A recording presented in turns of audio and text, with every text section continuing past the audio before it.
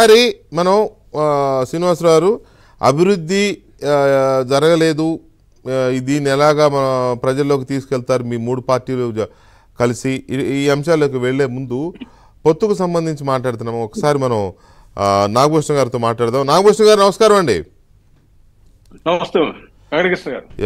నాగభూషణ గారు, ఈ పొత్తుకు సంబంధించి ఇక సీట్లకు సంబంధించిన ఫైనల్ ఇదేదో ఉంది. ఇప్పుడు అమిత్ షా గారితో కూర్చోబోతున్నారు నైట్, అది కూడా ఏదో ఒక టైంలో బయటకు వచ్చి అధికారిక ప్రకటన వస్తుందని చెప్తున్నారు కదా.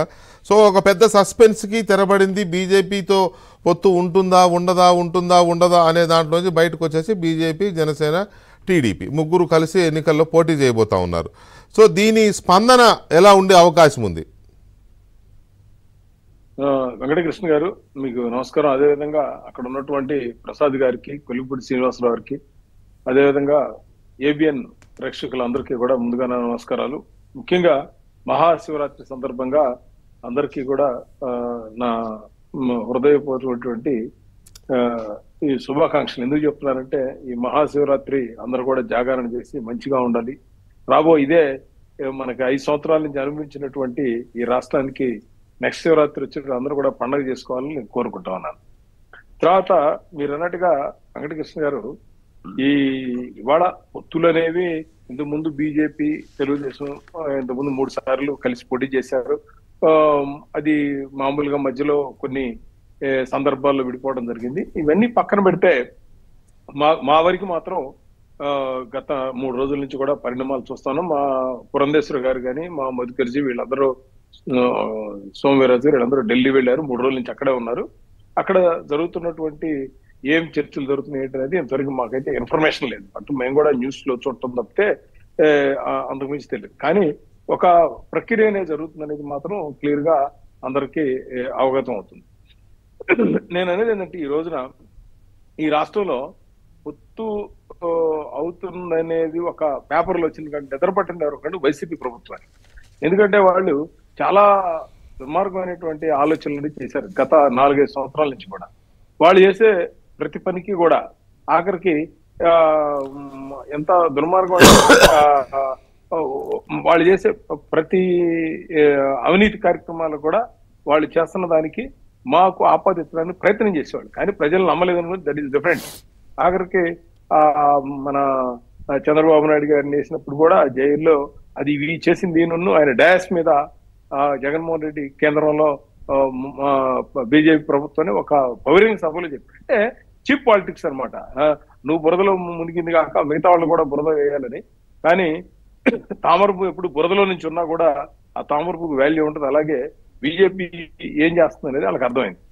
మీరు అబ్జర్వ్ కనుక చేస్తే గత 15-20 రోజుల నుంచి మేము ప్రజాపూర్లోకి పబ్లిక్ లోకి వెళ్తా ఉన్నాం. మా పురంధేశ్వర గారు ఏంటంటే, ఈ రాష్ట్ర ప్రభుత్వం ఏమేమి అవినీతి కార్యక్రమాలు చేసింది, ఎందుకు ఈ ప్రభుత్వాన్ని ఓటు వేయకూడదు అనేది చెప్పడం కోసమే తిరుగుతూ ఉన్నాం. మొన్న ప్రజాపూర్లో, గుంటూరులో కూడా శివ మొక్కం గారిని ఆయన ప్రోగ్రామ్ ఏర్పాటు చేశారు. అక్కడ ఆయన అధ్యక్షతన నేను కూడా వెళ్తుంది. ఆ రోజు మేడం ఒకటే అడిగారు పురంధేశ్వర గారు, జగన్మోహన్ రెడ్డి గారు మీరు మాట్లాడితే నా చెల్లెలు నా అక్క మాట్లాడుతూ ఉన్నారు కదా, మీ చెల్లెలు సునీత అడిగిన దానికి ఇంతవరకు మీరు ఎందుకు సమాధానం చెప్పడం లేదు? సమాధానం చెప్పవలసినటువంటి బాధ్యత మీకుంది.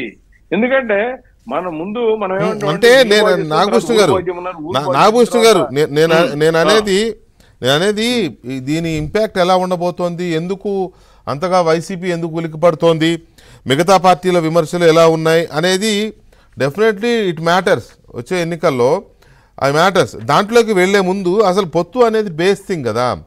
పొత్తు అనేది బేస్ థింగ్. నిన్నటి వరకు ఉంటుందో ఉండదో అనే ఒక డైలమా. నిన్నేమో ఉంటోంది, వీళ్ళు కూడా వెళ్ళారు, ఈ రోజు రావచ్చు అనే ఒక 50-50 అన్నట్టుగా వచ్చింది. సో అది ఇవాళ తెల్లారేపాటికి అది క్లారిటీ వచ్చేసింది, పొత్తు కుదిరింది, సీట్లు కూడా నంబర్ బయటకు వచ్చింది. సరే, మీ బీజేపీ నాయకులకు ఉండే తెలివితేటలు ఏంటంటే తెలిసినా కూడా బయటికి చెప్పరు. చెప్పిన వాళ్ళకి ఎలాంటి క్లాసులు బీగుతారో ఢిల్లీలో పిలిచి మరి క్లాసులు బీగుతారు కదా, చూసాం కదా ఈ మధ్య. సో అందుకని తెలిసినా కూడా చెప్పరు. ఓకే, అది డిసిప్లిన్, అది క్రమశిక్షణ, అది క్రమశిక్షణ మంచిది.